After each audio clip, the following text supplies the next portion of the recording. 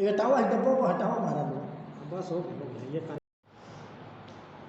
Hello my dear student, आज मैं आप लोगों को जो है मूवमेंट ऑफ द अर्थ के बारे में पढ़ाने वाला हूँ, जिसमें आप लोग जानेंगे अपने रहने वाले ग्रह यानी कि अर्थ के बारे में, पृथ्वी के बारे में, और उनके साथ साथ जो घटनाएं घटती हैं, ठीक है, उन घटनाओं को भी जानेंगे।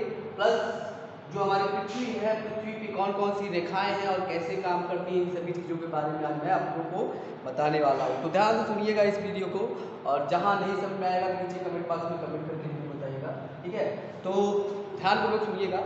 तो यहाँ पर मैं शुरू करता हूँ सबसे पहले मूवमेंट ऑफ द अर्थ। ठीक, जो अर्थ होता है, अर्थ जिसको हम अपनी पृथ्वी कहते हैं, ठीक है, पृथ्वी का अपना एक मूवमेंट होता है। मूवमेंट मतलब कि होता है एक चाल होती है, ठीक है, यानी कि वो मूव करता रहता है, चलता रहता है, ठीक है। और जिस प्रकार से जैसे तुम लोगों ने देखा होगा कि छोटा सा बॉल ले लोगे हाथ में, उसको ऐसे सर्कल में घुमाओगे तो वो मूव करता है, ठीक है, और अगर दूर फेंकोगे तब भी वो मूव करता है। तो एकदम जो गेंद होता है उसी तरह से हमारी पृथ्वी भी होती है, ठीक है, एकदम गोल होती है।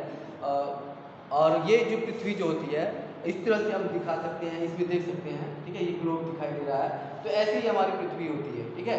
अब इस पृथ्वी में तुम लोगों को मैं कुछ चीज़ें बताने वाला हूँ, कौन कौन सी चीज़ें बताने वाला हूँ उसको ध्यान से सुनना, ठीक है। अब ये जो मूवमेंट हम देख रहे हैं, ठीक है, पृथ्वी जो भी मूवमेंट करती है, ये मूवमेंट पे ही डिपेंड करता है हमारा जो दिन होता है, रात होता है, या फिर मौसम बदलते हैं, इसके मूवमेंट पे ही डिपेंड होता है, ठीक है।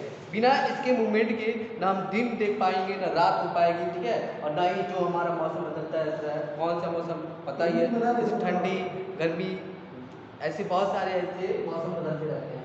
तो चलिए इन मूवमेंट के बारे में जानते हैं। सबसे पहले जो हमारा मूवमेंट है पृथ्वी को, वो मूवमेंट हम यहाँ पर दिखा सकते हैं। जैसे हमारा ये सन है, सन को जानते हो, हमारा सोलर सिस्टम पता ही होगा, ठीक है। सोलर सिस्टम में क्या होते हैं कि हमारा एक सन होता है, एक अपना सूरज होता है, और सूरज के साथ अगल बगल जो है लगभग 8 ग्रह है, ठीक है। वो 8 ग्रह बना करके सोलर सिस्टम बनाते हैं। उन्हीं 8 ग्रहों में से एक ग्रह हमारा जो है अर्थ है, ठीक है।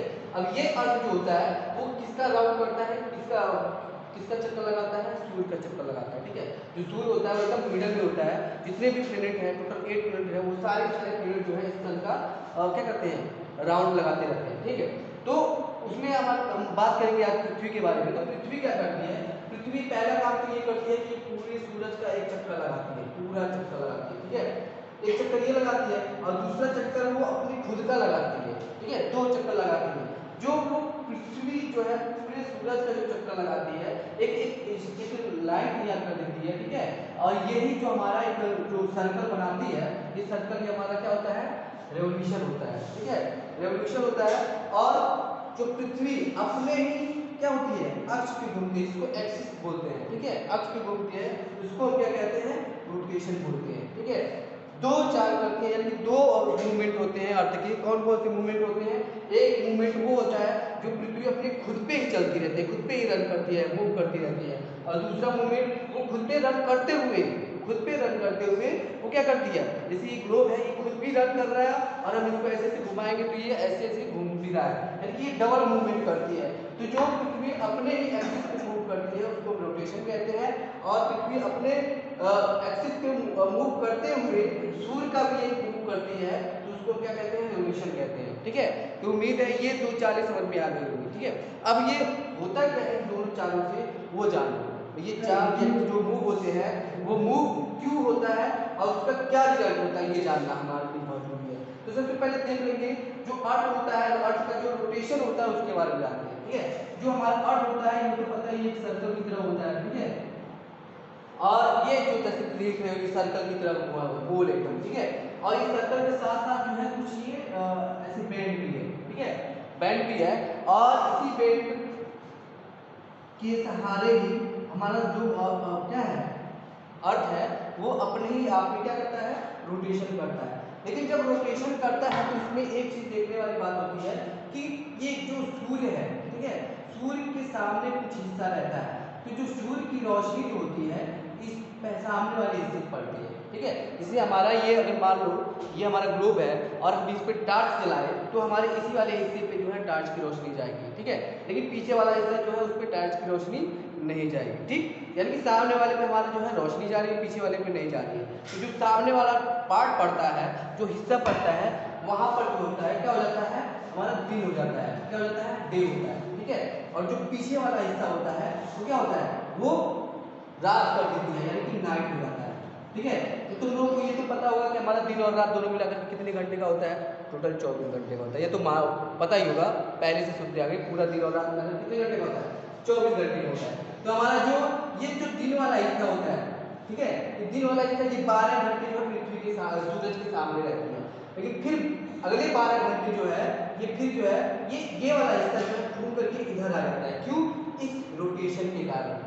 क्यों घूम के आता है? इसी रोटेशन के कारण, क्योंकि पृथ्वी जो है अपने ही एक्सिस पे राउंड करती रहती है। जब राउंड करेगी तो जो दिन वाला हिस्सा है वो क्या हो जाएगा? इधर आ जाएगा, और रात वाला हिस्सा इधर हो जाएगा।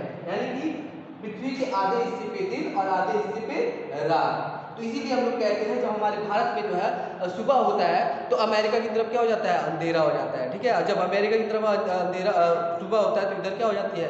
रात। इसी वजह से होता है, इसी रोटेशन के कारण से, ठीक। तो उम्मीद है ये रोटेशन वाला पार्ट समझ में आ गया होगा, किस तरह से रात और दिन होता है, ठीक। दूसरा पार्ट हम समझ रहे हैं रेवोल्यूशन। तो जैसा इफेक्ट इसकी वजह से होता है वैसे इफेक्ट जो है हमारे रेवोल्यूशन की वजह से भी होता है। कैसे? जैसे ये पृथ्वी जो है एक तो अपने एक्स पे घूमती रहती है, दूसरे ये राउंड भी लगाती रहती है, ठीक है। ये पूरा सूरज का पूरा एक राउंड जो है कितने दिनों में लगाती है? टोटल 364 या 65 दिनों में लगाती है। कितने दिनों में? 364 या 65 दिनों में लगाती है। ये तो पता ही होगा, पूरे एक साल में कितने दिन होते हैं? 365 दिन होते हैं, ठीक है। ये क्लास में स्कूल में पढ़ाया जा रहा है। तो 365 दिन में जो है एक साल होते हैं। और ये पृथ्वी जो है पूरा एक चक्कर लगाती है। पहले दिन से अगर शुरू करती है तो ये पूरा एक चक्कर लगाएगी, फिर एक साल लेकर के 365 दिन लगा के फिर वो अपनी जगह पे आती है, ठीक है। तो ये पूरा एक टाइम लग जाता है, लंबा पीरियड लगता है। और जब ये लंबा पीरियड लगता है तो इस दौरान क्या होता है कि पृथ्वी जब सूरज का चक्कर लगाती है तो कभी वो पृथ्वी जो है सूरज से दूर चली जाती है, तो कभी पृथ्वी जो है सूरज के नजदीक आ जाती है, ठीक है। तो जब नजदीक आती है, दूर जाती है, तो इसका भी एक रिजल्ट आता है। रिजल्ट क्या आता है? इसी की वजह से जो है हमारा ठंड पड़ती है, विंटर होता है, समर होता है, यही रिजल्ट है। इसी के कारण जो है समर भी आता है और विंटर भी आता है। वो रिजल्ट क्या था? इसी रेवोल्यूशन की वजह से, ठीक। अब कैसे? जैसे पृथ्वी हमारा अगर यहाँ पर रहेगी तो सूरज से दूरी बढ़ जाएगी, और जब सूरज से दूरी बढ़ेगी तो क्या होगा?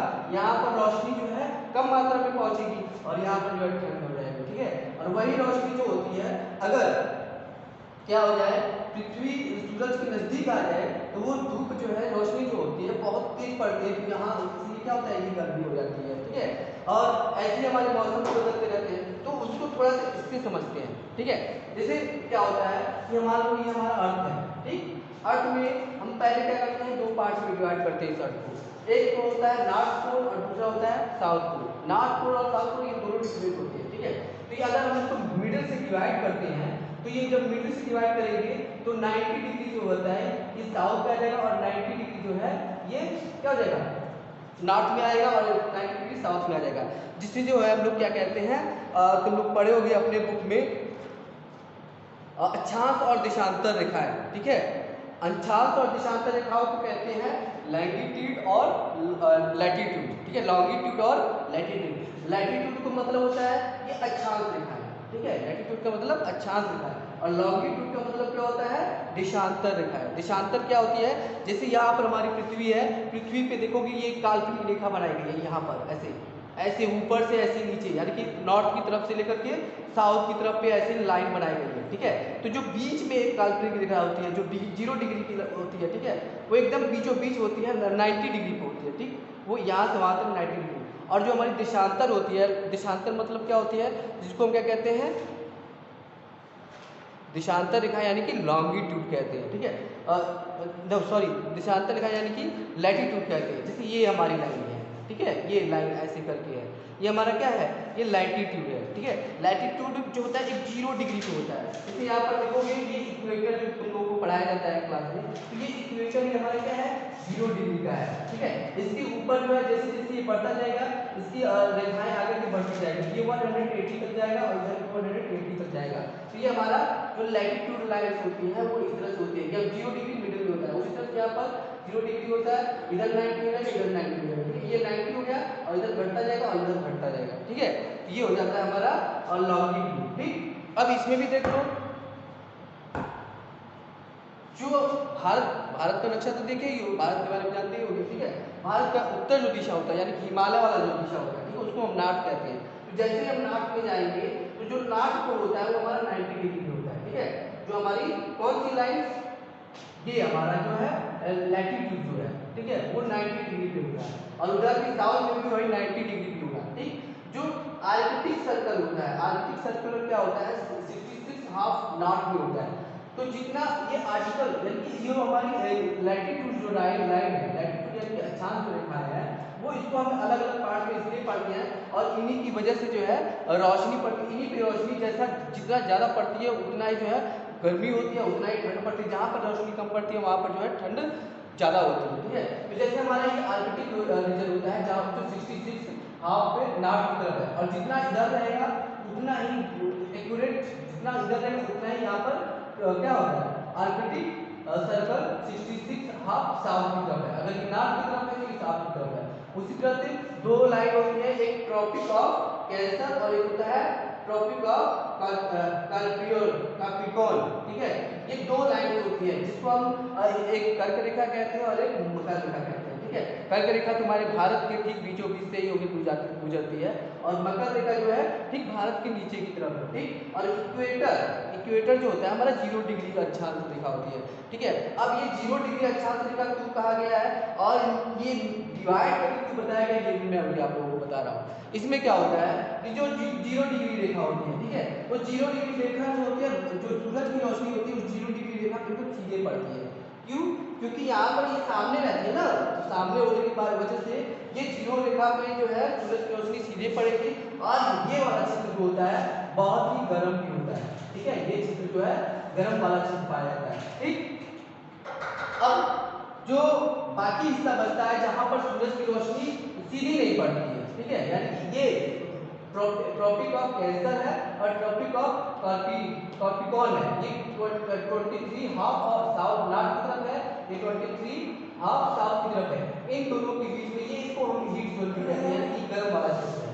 और ठीक ये यहाँ से छोड़ के ये वाला हिस्सा जो होता है ये यहाँ पर ना ज़्यादा मतलब यहाँ गर्मी नहीं रहती है, ठीक है, ज़्यादा गर्मी नहीं रहती। ये एक ठंडा प्रदेश है लेकिन लोग यहाँ पर रहते हैं, यहाँ पर इंसान रहते हैं लेकिन ठंडा प्रदेश है, ठीक। वही चीज़ यहाँ पर भी इस तरफ भी है, ठीक है। यहाँ पर क्यों ऐसा है क्योंकि यहाँ पर सूर्य की रोशनी सीधी नहीं पड़ती है, ठीक। और जो हमारा नॉर्थ है, नॉर्थ पोल है और साउथ पोल है, यहाँ पर इंसान रह ही नहीं पाएंगे, ठीक है। यहाँ पर जो है टेम्परेचर बहुत कम रहता है, यहाँ पर सूर्य की रोशनी नहीं पहुँच पाती है क्योंकि अगर सूर्य की रोशनी अगर ये 0 डिग्री पे सीधे पड़ रही है तो ये जाहिर सी बात है जब सूर्य की रोशनी ऐसे जाएगी तो यहाँ नीचे जाएगी, ठीक है, सीधे नहीं जाएगी। तो यहाँ पर जो है ये हीट जोन नहीं रहता है, यहाँ पर बर्फ वगैरह जमे रहते हैं, ठीक है। तो जितना बर्फ इधर जमा रहेगा उतने ही पार्ट में बर्फ इधर भी जमा रहेगा। तो नॉर्थ और साउथ दोनों की तरफ क्या रहते हैं, बर्फ जमे रहते हैं, ठीक है। और बर्फ जमने के कारण जो है यहाँ पर इंसान नहीं रहते हैं, ठीक है। हाँ, इन प्रदेशों में तुमको टूडा और टैगा प्रदेश के लोग जरूर मिल जाएंगे इंसान जो क्या करते हैं अपना मछली वगैरह मार करके जो है खाते हैं, ठीक। और इस हीट जोन में जो है सबसे घनी आबादी भी रहती है और यहाँ पर जो है सबसे ज़्यादा वन भी होते हैं, मरुस्थलीय भाग भी बहुत ज़्यादा होते हैं, ठीक है। तो उम्मीद है ये पूरा का पूरा पार्ट समझ में आ गया होगा। और हाँ, जो मौसम का एंजॉय करते हो वो मौसम भी जो है मार्च के महीने में स्प्रिंग होता है, जून के महीने में समर, और सितंबर के महीने में ऑटम और दिसंबर के महीने में विंटर, ठीक है। ये सारे जो विदर होते हैं इसको तुम लोग एंजॉय करते हो इसी रेवोल्यूशन के कारण, ठीक है। तो उम्मीद है ये रेवोल्यूशन, रोटेशन, लॉन्गिट्यूड और लैटिट्यूड समझ में आया होगा। अगर नहीं समझ में आया तो कमेंट बॉक्स में कमेंट करिएगा, ठीक है। अगर हाँ वीडियो पसंद आए तो शेयर करिएगा, लाइक करिएगा और सब्सक्राइब करना मत भूलिएगा क्योंकि ऐसे इंटरेस्टिंग वीडियो मैं और लाता रहूँगा।